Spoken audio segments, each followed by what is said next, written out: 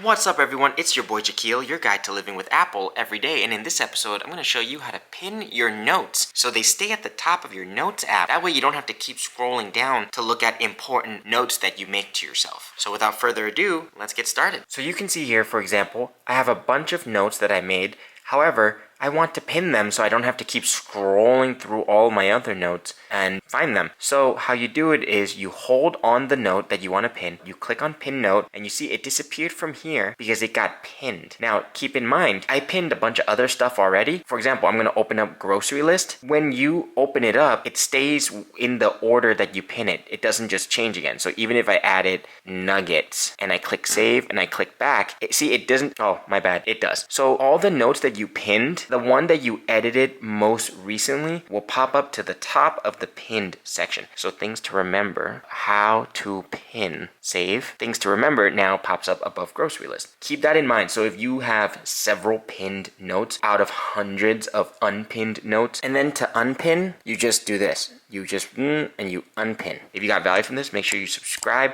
for more Apple tips. And also share this video with someone you think would benefit from this tip. See you in the next video.